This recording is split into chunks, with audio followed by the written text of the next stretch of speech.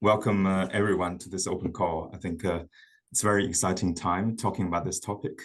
So this open call is really linking closely to what Jessica had just mentioned, the TED broader, I think, product roadmap strategy, resonating in the area of maximizing the value of a ore body and also access the material or the valuable minerals we have never been able to access before.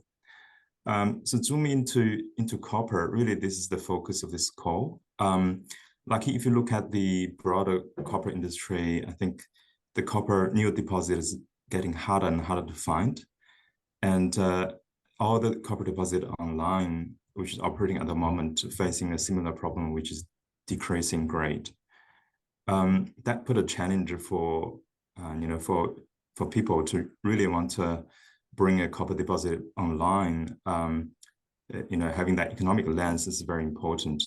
And the conventional way of unlocking that value through flotation grinding can be challenged because the capex OPEX is really high in the conventional flow sheet. Hence, the heap leach is really becoming an option as a low OPEX, low capex, and plus the the environmental social value lens is put on top.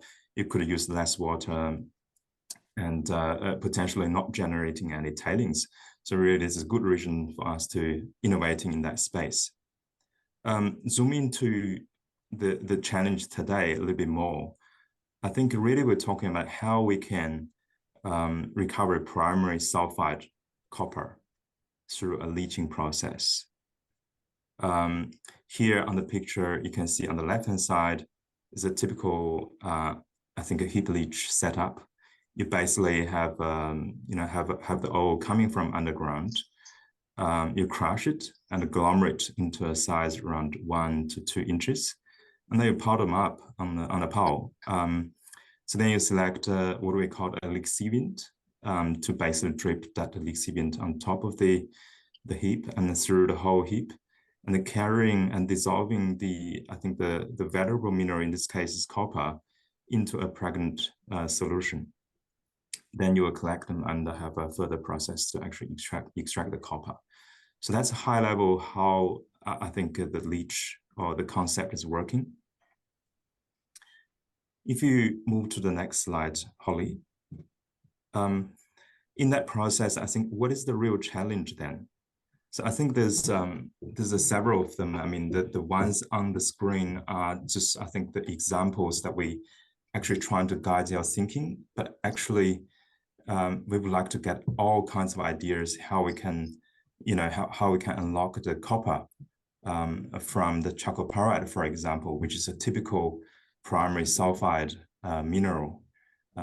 So you have often find a very low grade primary sulfide which contains a lot of chalcopyrite. And chalcopyrite is very notorious, I think, in the industry, in the sense of, being dissolved under different lixiviant. And that's the real challenge, how we can increase the copper dissolution for a chalcopyrite dominant ore body. And also reduce the capital OPEX and also the cycle time as well. So with this as a precursor in your mind, maybe 3 examples on the screen can explain a little bit further for this technical problem.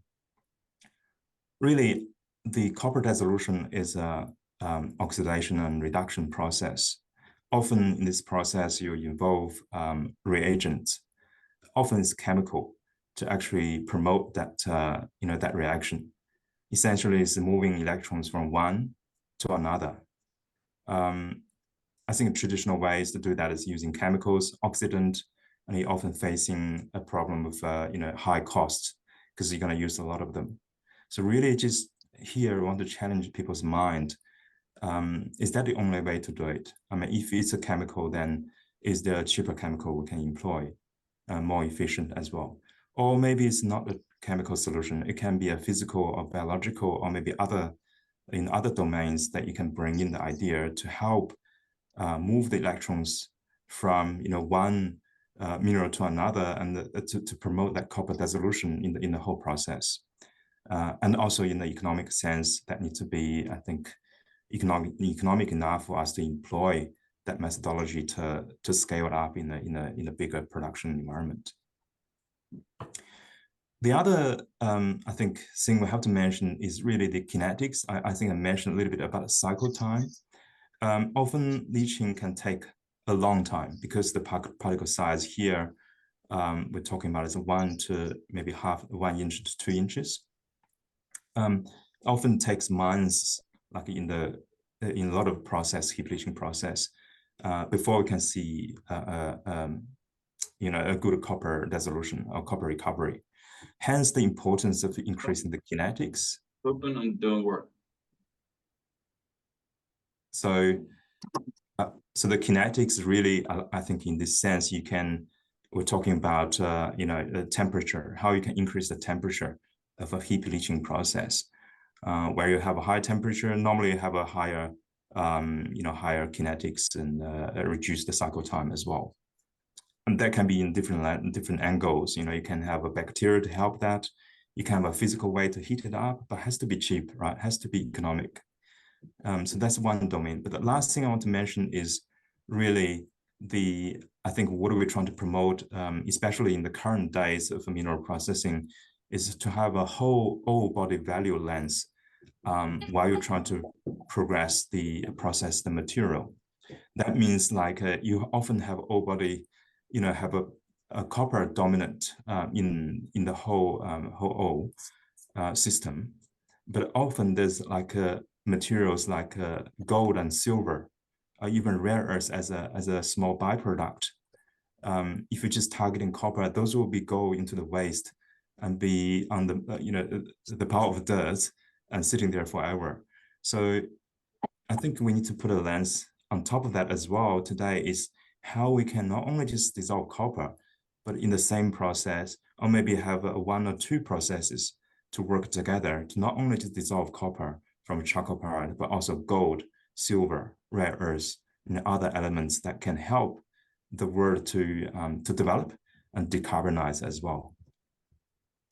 I think I will stop here. Those are really the key examples we're trying to resolve from a technical point of view. But really, I think the problem is there. We want to get people to think from all different angles as well. I think the sky is the limit. So use your imagination and the creativity, and really, really keen to hear what we can get from the broader ecosystem.